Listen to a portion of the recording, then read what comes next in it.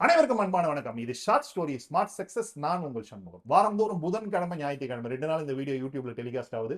முழுவதுமாக பாருங்கள். உங்களுக்கு பிடிக்கும், லைக் பண்ணுங்க, மற்றவர்களுக்கு ஷேர் பண்ணுங்க. இந்த வீடியோ குறித்த கருத்துக்களை கமெண்ட் பண்ணுங்க. ஒரு பரபரப்பான ரயில் நிலையம். அந்த ரயில் நிலையத்துல பலதரப்பட்ட மக்கள் வந்து வராங்க.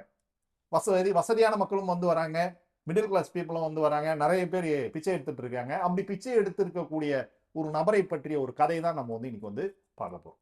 அந்த பிச்சை எடுத்திருந்த நபர் தூரத்துல ஒரு கோட் ஷூட் அணிந்த டிப்டாப்பா ஃபர்ஸ்ட் கிளாஸ்ல ஏறதுக்கு தயாராக போகக்கூடிய ஒரு நபரை வந்து பாக்குறாரு. பார்த்த உடனே ஒரு மனசுக்குள்ள ஒரு எண்ணம் வருது. இவர்கிட்ட போய் காசு கேட்கலாம், நிறைய காசு கொடுப்பாரு, வசதியா இருக்காரு அப்படின்னு சொல்லிட்டு தோணுது. உடனடியா போறாரு, போயிட்டு அவர்கிட்ட வந்து காசு கேட்கிறாரு. கேட்டவுடனே அந்த வசதியான நபர் வந்து இவரை வந்து பாக்குறாரு. மேலும் கீழும் பார்த்துட்டு ஒரே விஷயம் தான் வந்து சொல்றாரு. நான் உனக்கு காசு தரேன், நீ எனக்கு பதிலுக்கு என்ன தருவ அப்படின்னு சொல்லி கேட்கிறாரு. இந்த பிச்சைக்காரருக்கு ஒண்ணுமே புரியல. நான் வந்து பிச்சை எடுக்கிறாளையா, என்கிட்ட என்ன இருக்கு கொடுக்கறதுக்கு, என்னால வந்து கேட்க தான் முடியும், கொடுக்கறதுக்கு எதுவுமே கிடையாது அப்படின்ன உடனே அந்த பணக்காரர் வந்து சொல்றாரு இவரை பார்த்து, நான் ஒரு பிசினஸ் மேன், என்னை பொறுத்த வரைக்கும் நான் ஏதாவது ஒண்ணு கொடுக்குறேன் அப்படின்னா எனக்கு ரிட்டர்ன் ஏதாவது ஒண்ணு வரணும், பரிவர்த்தனை நான் பண்ணணும், பரிவர்த்தனை பண்ணாம நான் எதுவுமே பண்ண மாட்டேன் அப்படின்னு சொல்லி சொல்றாரு. ட்ரெயினும் கிளம்புறதுக்கு தயாராகிடுது. இவர் ட்ரெயின்ல ஏறி போயிடுறாரு. இந்த பிச்சைக்காரருக்கு மட்டும் இந்த வார்த்தை வந்து பயங்கரமா வந்து ஒழிச்சிட்டே இருக்கு மனசுல. என்னடா இது, நம்மள வந்து இவர் வந்து ஏதோ பரிவர்த்தனைன்றாரு, நம்ம சும்மானாலும் எல்லார்கிட்டையும் காசு கேட்டுன்னு இருக்கோம், எதுவுமே நம்ம யாருக்குமே கொடுத்தது கிடையாது, எல்லார்கிட்டயும் வாங்கிட்டு தானே இருக்கோம் அப்படின்னு சொல்லிட்டு தோண ஆரம்பிக்குது.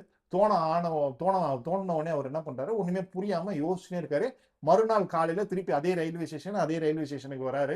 அந்த யாசகம் கேட்கக்கூடிய நபர், அந்த யாசகம் கேட்கக்கூடிய நபர் வந்து ரயில்வே ஸ்டேஷன்ல வந்து பார்க்கும்பொழுது அவருக்கு உள்ள போறதுக்கு முன்னாடி நிறைய கில்ட்டி ஃபீலிங்கா இருக்கு. என்ன ஒண்ணுமே இல்லாம நம்ம எப்படி கேட்கறது அப்படின்னு சொல்லிட்டு ஒரு கில்ட்டி ஃபீலிங்கோட சுத்தி பார்க்கும்பொழுது நிறைய ஃப்ளவர்ஸ் வந்து அங்கங்க வந்து பூத்துருக்கு. உடனே வந்து ஒரு அந்த வெளியில இருந்த ஃப்ளவர்ஸ் எல்லாத்தையுமே வந்து பறிச்சு கையில எடுத்துக்கிறாரு. போயிட்டு இப்போ எல்லார்கிட்டயுமே பூக்களை கொடுத்து காசு கேட்கிறாரு. அந்த பூக்களை வந்து கொடுத்து வந்து காசு கேட்கிறார். ஒரு சிலர் காசு கொடுத்த உடனே அவங்களுக்கு வந்து பூக்களை வந்து பரிசா வந்து கொடுக்குறாரு.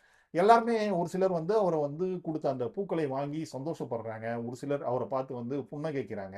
ஒரு சிலர் சிரிக்கிறாங்க. ஒரு சிலர் கேலி பண்றாங்க.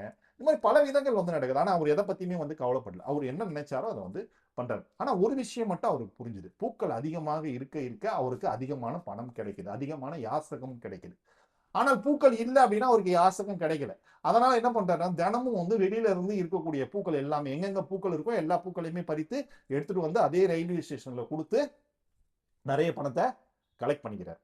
ஒரு நாள் இப்படியே போயிட்டு இருக்கக்கூடிய சுச்சுவேஷன்ல ஒரு நாள் வந்து அதே மாதிரி அந்த செல்வந்தர் முதல் வகுப்பில் ஏறுவதற்கு வராரு. இவர் வந்து தூரத்துல இருந்து இந்த யாசகம் பெறுவர் வந்து அவர் வந்து பாக்குறாரு. பார்த்துட்டு உடனடியாக வேகமா போயிட்டு அவர்கிட்ட வந்து சொல்றாரு, என்கிட்ட இன்னைக்கு கொடுக்கறதுக்கு பூக்கள் இருக்கு உங்களுக்கு கொடுக்கறதுக்கு அப்படின்னு சொல்லி பூக்களை வந்து கொடுக்குறாரு. இவரும் வந்து காசை வந்து கொடுக்குறாரு. கொடுத்துட்டு வெரி குட், என்ன மாதிரியே ஒரு பிசினஸ் மேனா மாறிட்டியப்பா அப்படின்னு சொல்லிட்டு சொல்றாரு. இந்த வார்த்தை, இந்த பிசினஸ் மேனா மாறிட்டியே அப்படின்னு சொல்லிட்டு சொன்ன அந்த வார்த்தை இவருடைய மனசுல, அந்த யாசகம் பெற்றுக்கொண்டிருந்த அந்த மனிதருடைய மனசுல போய் ஆழமா பதிஞ்சிச்சு. உடனடியாக அந்த ரயில் நிலையத்துக்கு வெளியில வர்றாரு. வெளியில வந்து சத்தமா சொல்றாரு, நான் ஒரு யாசகம் பெறக்கூடியவன் கிடையாது, நான் இன்னில இருந்து ஒரு பிசினஸ் மேன் அப்படின்னு சொல்லி சத்தமா சொல்றாரு. நான் ஒரு பிசினஸ் மேன் ஆயிட்டேன், பிசினஸ் மேன் ஆயிட்டேன், பிசினஸ் மேன் ஆயிட்டேன்னு சொல்லி சத்தமா சொல்றாரு. சுத்தி இருக்கக்கூடிய மனிதர்கள் எல்லாம் பாக்குறாங்க. 4 வருடங்கள் கழியுது. 4 வருடங்கள் கழிந்து அதே மாதிரியான ஒரு சந்திப்பு 2 பேருக்குள்ள நடக்குது. முதல் வகுப்பு பெட்டியில் 2 பேரும் எதிர் எதிர உட்கார்ந்துருக்காங்க. ஆனா ஒரே ஒரு வித்தியாசம், 2 பேருமே கோட் சூட் போட்டிருக்காங்க. 2 பேருமே செல்வந்தர்களாக இருக்கிறாங்க. இந்த சிச்சுவேஷன்ல அந்த யாசகம் பெறக்கூடிய மனிதர் எதிரில் இருக்கவரை பார்த்து வந்து கேட்கிறாரு, என்ன உங்களுக்கு ஞாபகம் இருக்கா? இல்ல இல்ல, உங்களை தான் ஃபர்ஸ்ட் டைம் பாக்குறேன்னு நினைக்கிறேன் அப்படின்னு சொல்லிட்டு எதிரில் இருக்கக்கூடிய அந்த செல்வந்தர் வந்து சொல்றாரு, இல்ல இல்ல, இதுக்கு முன்னாடி நம்ம 2 வாட்டி சந்திச்சிருக்கோம், இது நம்முடைய 3வது சந்திப்பு. முதல் முறை பார்க்கும்போது என்கிட்ட நீங்க ஒரு விஷயத்த சொன்னீங்க, டிரான்சாக்ஷன் அப்படின்னு சொல்லிட்டு ஒரு விஷயத்த சொன்னீங்க, பரிவர்த்தனைன்னு சொல்லிட்டு ஒரு விஷயத்த சொன்னீங்க. அது சொன்னோடனே தான் நான் வாங்குவதற்கு ஏதாவது கொடுக்க வேண்டும் என்ற ஒரு முடிவு பண்ணேன்.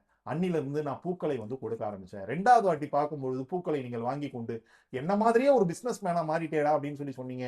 அந்த வார்த்தை என்ன வந்து இன்னைக்கு வந்து ஒரு பிசினஸ் மேனா வந்து மாத்திருக்கு. நானும் உங்களைப் போல ஒரு பிசினஸ் மேனா மாறி இருக்கேன். நான் வெளிநாடுகளுக்கு ஃப்ளவர்ஸை வந்து ஏற்றுமதி பண்ணி இன்னைக்கு ஒரு நல்ல ஒரு பிசினஸ் மேனா மாறி இருக்கேன் அப்படின்னா அது எல்லாமே உங்களுடைய வார்த்தையால் தான் அப்படின்னு சொல்லிட்டு சொன்னாராம். இந்த ஒரு கதை சொல்லக்கூடிய ஒரு விஷயம் ஒரு மிகப்பெரிய விஷயம். நீங்கள் எதுவாக ஆக விரும்புகிறீர்களோ அதுவாகவே ஆகிறீர்கள். நீங்கள் யாசகம் பெறுபவராக இருக்கும் வரை யாசகம் பெறுபவராக இருக்கிறீர்கள். நீங்கள் பணம் பரிவர்த்தனை செய்யக்கூடிய நபராக இருக்கும் வரை பரிவர்த்தனை செய்யக்கூடிய நபராக இருக்கிறீர்கள். நீங்கள் ஒரு வியாபாரியாக இருக்கணும் அப்படின்னா வியாபாரியாக மாறுகிறீர்கள். அப்போ நீங்க என்னவா நினைக்கிறீங்களோ, நீங்க எதுவா ஆகணும்னு நினைக்கிறீங்களோ அதுவாவே ஆகுறீங்க. அதே மாதிரி அந்த வார்த்தை சொல்றாங்க இல்லையா, ஒரு வார்த்தையுமே நம்மை வாழ வைக்கக்கூடிய வார்த்தை. அதனால பாசிட்டிவான வார்த்தைகளை பேசணும் அப்படின்னா நம்மளுடைய வாழ்க்கையில மேல மேல வந்து போயிட்டே இருக்கும். முதல்ல நம்ம யாருன்னு சொல்லிட்டு நம்ம வந்து ஐடென்டிஃபை பண்ணணும். நம்ம யாருன்னு சொல்லி ஐடென்டிஃபை பண்றதுக்கான ஒரு கதை தான் இது.